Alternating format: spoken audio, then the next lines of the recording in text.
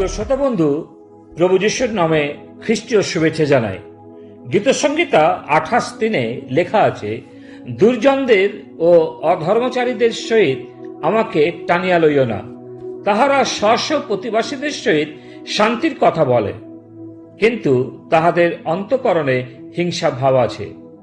রাজা দাউদ স্পষ্টত মানুষের ব্যবহার বুঝতে পেরেছেন, উপলব্ধি করতে পেরেছিলেন। দুমুখ স্বভাব। আমরা আমাদের এই দুই ধরনের কর্মযোগ্যগুলি বেশ সতর্কভাবে আলাদা করে রাখি, আর এই দুই ধরনের আচরণের দ্বারা আমরা মানসিক ব্যাধি বিশেষ, এমনকি আত্মিক ব্যাধির শিকার হই। এবং যখন আত্মিক রোগে আক্রান্ত হই, তখন আর উৎসর্গীকরণ, সমর্পণ, জীবন ঈশ্বরের পক্ষে এক উজ্জ্বল সাক্ষ্য হয়ে ব্যবহার, এই শব্দগুলির সমস্ত শক্তি হারিয়ে ফেলে। এই ধরনের দুমুখ স্বভাব সুসমাচার প্রচার ক্ষেত্রে আরো মারাত্মক প্রভাব ফেলেছে, এবং সেই প্রভাব কতটা তা আমরাও সম্পূর্ণরূপে বুঝে উঠতে পারি না। এই দুই মুখ স্বভাব এমন অনেক মানুষের জন্ম দিয়েছে যাদের পক্ষে ক্রুশের পথে চলা প্রায় অসম্ভব হয়ে পড়েছে। এমনই দুমুখ সুসমাচার প্রচারক পালক প্রাচীনদের চার্চে আত্মিক খ্রিস্টান হিসাবে গণ্য করা হয়।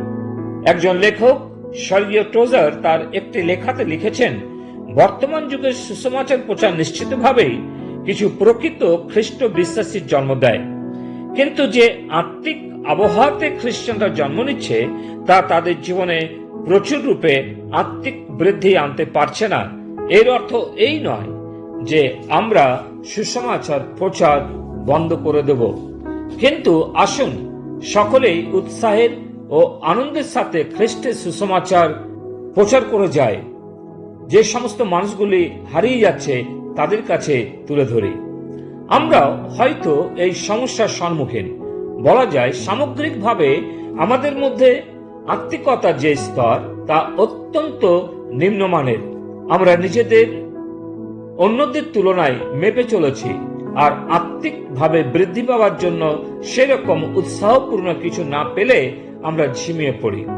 যাদেরকে আত্মিক বিশ্বাসী বলে বিবেচনা করা হতো তাদের মধ্যে বেশিরভাগই দুমুখ স্বভাবধারী এবং কিছু ধর্মবিশ্বাস অভ্যাস করতে করতে সম্পূর্ণরূপে বিপদগামী হয়েছে। তারা অনেক বিশ্বাসীদের আভ্যন্তরীণ জীবনকেও ক্ষতিগ্রস্ত করেছে। তারা জগৎকে অনুকরণ করে সস্তা জনপ্রিয়তা অর্জন করার চেষ্টা করছে। প্রভুতে যে আনন্দ তার বদলে অন্য কিছু উপভোগ করার জন্য খুঁজে নিয়েছে। পবিত্র আত্মার পূর্ণতায় কাজ না করে লোক দেখানো পরিচর্যা চালিয়ে যাচ্ছে। এমন এক অবস্থার সাথে তুলনা করা যায় যেখানে জোনাকি পোকা দাবানলে জায়গা নিয়েছে। বলা যায় পঞ্চাশত্তমীর পবিত্র আত্মার পূর্ণ ব্যক্তিত্বের স্থানে ঝমঝমকারী ব্যক্তিত্ব এসেছে। এর কারণই হচ্ছে দুমুখ স্বভাব। যেমন দাউদ বলেছেন, নিজের নিজের প্রতিবাসীর সহিত শান্তির কথা বলে, কিন্তু তাদের অন্তঃকরণে হিংসা ভাব থাকে। প্রিয়, এটাই কি আজ খ্রিস্টের সমাজে লক্ষ্য করা যাচ্ছে না? তাহলে আমরা কি করে এক প্রকৃত খ্রিস্টান সৎ জীবনযাপন করতে পারি? এর উত্তর হলো নিজেকে অস্বীকার করা এবং প্রভু যিশুর পশ্চাৎগমন হওয়া, তার সাথে জীবন কাটানো। আজকের মণ্ডলীগুলিতে এমনও অনেক নাস্তিক বা অজ্ঞানবাদীদের দেখা যাচ্ছে। তারা চার্চে তো আসেন, কিন্তু কথা বললে বুঝতে পারা যায় আসলে তারা নাস্তিক। মুখে যিশুর কথা উচ্চারণ করলেও অন্তরে যিশুকে বিশ্বাস করেন না। যেমন গীতসংহিতা তার 14:1 লেখা আছে, মূঢ় মনে মনে বলিয়াছে ঈশ্বর নাই। একই কথা গীতসংহিতা 53:1 আমরা লক্ষ্য করতে পারি। যে কথা রাজা দাউদ লিখেছেন, আর তা হচ্ছে নাস্তিকদের কথা। অনেক খ্রিস্টানদের সাথে কথা বলি এবং যখন প্রশ্ন করি, আপনি কি বাইবেল পড়েন, তখন অকপটে স্বীকার করে নেয়, বলেন আসলে বাইবেল পড়ার সময় হয় না। গীতকার তাই নাস্তিকের কথা তুলে ধরেছেন। এই ধরনের দুমুখ আচরণ কি শেষ হবে না? এই মানসিক ব্যাধির কি কোনো আরোগ্য সম্ভব নয়? খ্রিস্ট কি সত্য সত্যই আমাদের জীবনে পরিবর্তন সাধন করতে পারেন না যেন তা দৃঢ় হয়? উত্তর হলো হ্যাঁ, তিনি তা পারেন। এর জন্য কিছু ফর্মুলা দেওয়া যায় না। তবে অনেক মানুষের তুমুল পরিবর্তন লক্ষ্য করেছি, যারা যিশুকে জীবন সমর্পণ করে তার জন্য এক উজ্জ্বল সাক্ষ্য বহন করে চলেছেন। আজকেও সুসমাচার প্রচার করতে গিয়ে দেখি অনেক মানুষই প্রভু যিশুতে বিশ্বাস করছেন এবং পাপের ক্ষমা পাচ্ছেন ও আনন্দের জীবন কাটাচ্ছেন।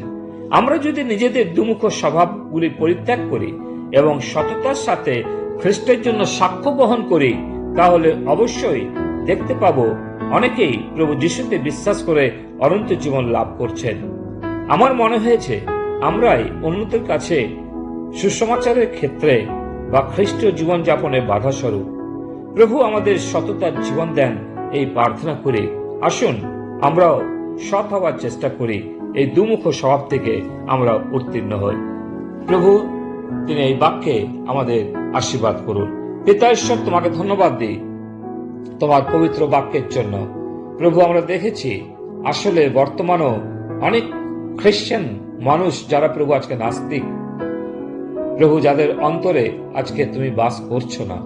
প্রার্থনা করি প্রভু তুমি আমাদের প্রত্যেকের জীবনের মধ্যে সেই পরিবর্তন দাও, যেন আমরা দুমুখ স্বভাব থেকে বেরিয়ে আসি এবং খ্রিস্টের জন্য জীবন ধারণ করি।